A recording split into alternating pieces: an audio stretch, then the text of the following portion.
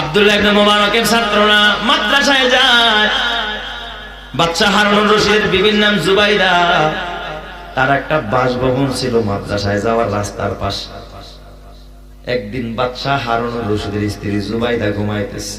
তো বাচ্চাদের, ছোট বাচ্চা, তো মক্তবের বাচ্চারা কি বুঝমান নাকি? ছোট ছোট শিশুরা, 7-8 বছরের বাচ্চা রাস্তা দিয়া যায়, একে অপরের কথা কয়, জুতার আওয়াজ হয়। এই আওয়াজে বাদশার বিবি জুবাইদার ঘুম ভেঙে গেছে। বেগমে ঘুমাচ্ছে, বাদশার স্ত্রী তার ঘুম ভাঙছে। তেলে বেগুনে জ্বলা উঠছে।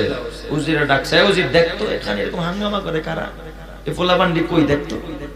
উজিরে দেখে এসে কয়, ম্যাডাম এ তো বাদশা। বাচ্চা তো আর এখানে নাই, এ তো আব্দুল্লাহ ইবনে মুবারকের ওই যে লঙ্গরখানা মাদ্রাসা, ওই এতিমখানার এতিমরা, ছাত্ররা, ওদের এই হই হুল্লারে আপনার ঘুম ভেঙে গেছে। আজকে আসুক, আজকে তোর স্যার আসুক বাসায়, আজকে দেখবে। বাসায় আসছে হারুনুর রশিদ, বাসায় আসছে। বাচ্চা হারুন বাসায় আসার পর ডাক দিয়া বলে, বিবি গো। বিবি ডাক দিয়া বলে, স্বামী গো, তুমি আজকে একটা আইন করতে হবে মন্ত্রী পরিষদ নিয়ে। কি আইন? এই রাস্তা দিয়া যেন এই মাদ্রাসার ছাত্ররা আর কোনো চলাচল না করে, রাস্তাটা বন্ধ করে দাও। এই রাস্তা দিয়ে মাদ্রাসার ছাত্ররা হাঁটতে পারবে না। কাদের রাস্তা বন্ধ করতে চায়? মাদ্রাসার তলে বলে নেমদের রাস্তা বন্ধ করতে চায়। এরা এখানে হাঁটতে পারবে না। এ আমার বাবা, তুমি হাঁটলে তোমার পায়ের নিচে থাকে জুতা, তোমার নেতার পায়ের নিচে হয়তো লাল গালিচা বিছাও, কিন্তু এই চাকলাদার মাদ্রাসায় যে তিন বাচ্চাগুলো পড়ে, ওদের পায়ের নিচে লাল গালিচা নয়, জুতা নয়, ওদের পায়ের নিচে নূরের ফেরেশতারা ওদের সম্মানে নূরের ডানা গুলোকে বিছায়া দেয়। চিৎকার মেরে কন আল্লাহু আকবার। কি বিছায়া দেয় আল্লাহ তাআলা? নূরের ডানাগুলো বিছায়া। বাচ্চা হারুন কয়, বিবি আমি আব্দুল্লাহ ইবনে মুবারককে মাদ্রাসার ছাত্রদের বিরুদ্ধে জীবনেও কোনো আইন পাশ করতে পারবো না। কিরে ভাই, তোদের লাইট ঠেক সব বন্ধ হয়ে যায়, আমি কোনো আইন পাশ করতে পারবো না। জুবাইদা ডাক দিয়া বলে, ও স্বামী, তাহলে আজকে আমারে ক্লিয়ার করতে হবে, বলতে হবে তোমার দাম বেশি না আব্দুল্লাহ ইবনে মুবারকের দাম বেশি? তোমার পাওয়ার বেশি না আব্দুল্লাহ ইবনে মুবারকের পাওয়ার বেশি? তুমি তো বাদশা আর সে তো একজন মোল্লা, তোমার শক্তি বেশি না তার শক্তি বেশি?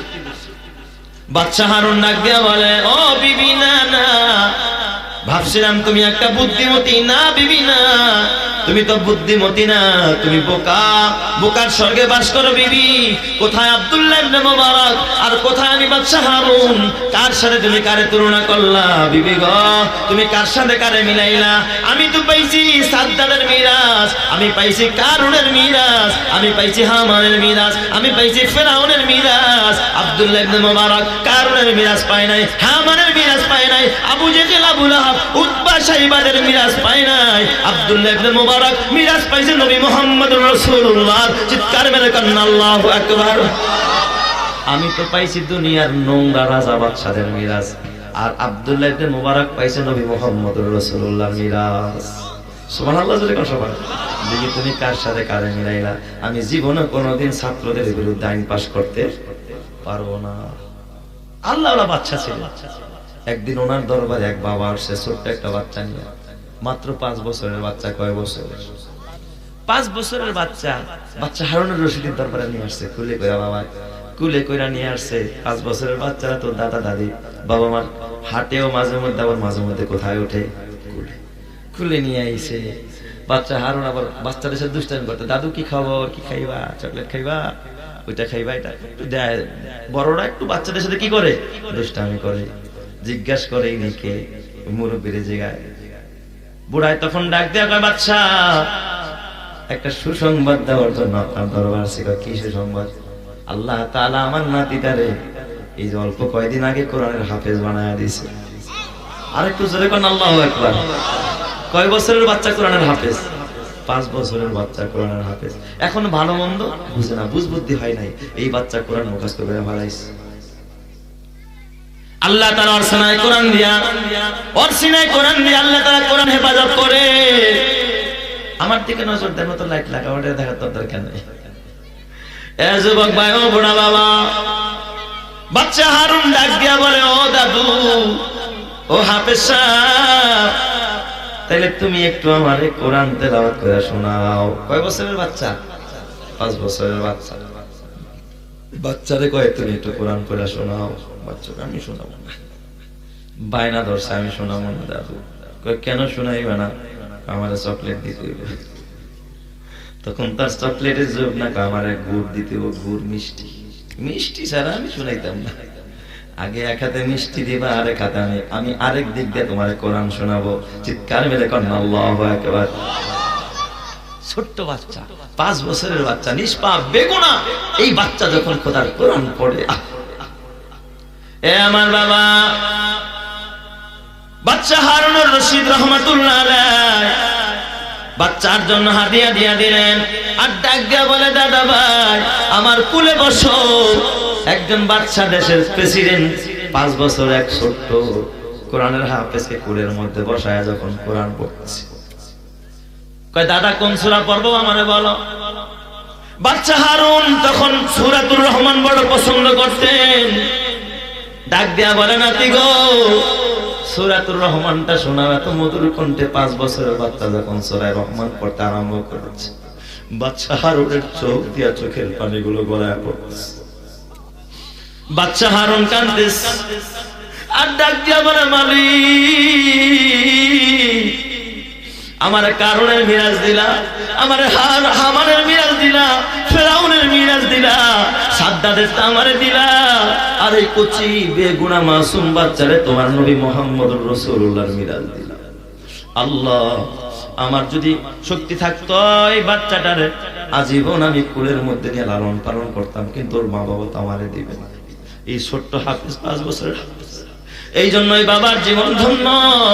যেই বাবার ঘরে ছোট্ট কোরআনের হাফেজ থাকে, ওই মায়ের জীবন বড় ধন্য। যেই মা হাফেজে কোরআনকে লালন পালন করে, ওই খালাম্মার জীবন বড় ধন্য। যে হাফেজরে রান্না করে খাওয়ায়, যে আলেমরে রান্না করে খাওয়ায়, একজন হাফেজরে গোসল করায় দেয়, একজন হাফেজের টুপিটা পরিষ্কার করে দেয়, একজন হাফেজের জুতাটা সোজা করে দেয়। এই হাফেজে কোরআন নবীর ওয়ারিস নবী নাই, নবীর খেদমত করলে যেই পরিমাণ সওয়াব পাইতা, একজন হাফেজের আলেমের খেদমত করলে আল্লাহ তোমার আমল নামায় সেই পরিমাণ নেকি আর সওয়াব দিয়া দিবে। চিৎকার মেরে কন্যা আল্লাহু আকবার। এই অত্র এলাকার মুসলমান, এই বিল্ডিং এর পিছনে কবরস্থান। আমি পাশের রুমের মধ্যে যখন বসলাম, জানালা খুলতেই প্রথমে আমি সালাম দিছি, আসসালামু আলাইকা ইয়া আহলাল কুবুর। আমার কেন যেন কলিজা ফাইরা কান্না আসছে। আল্লাহ গো,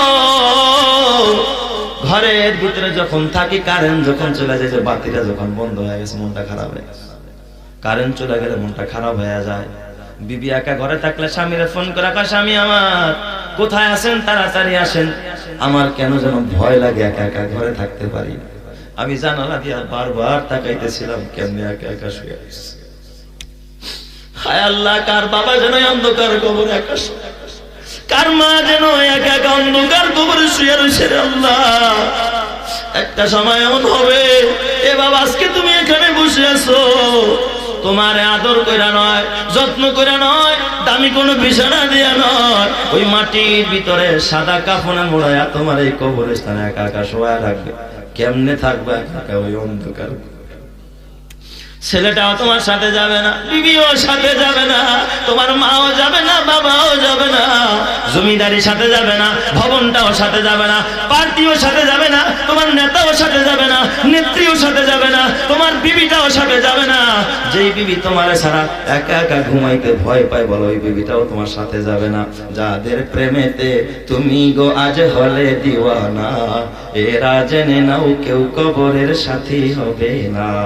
যাদের প্রেমেতে তুমি গো আজ হলে দিওয়ানা, এরা জেনে নাও কেউ কবরের সাথী হবে না। কেউ বুঝা তোমার নিবে না সেই হাসর ময়দানে, কেউ বুঝা তোমার নিবে না সেই হাসর ময়দানে। কি আমল তুমি করলে নিয়ে যাবে সেইখানে, ফুল ফোটে যেমন ঝরে তেমন খোদার বাগানে, আয়ু কতক্ষণ কার এখানে কে বলো জানে।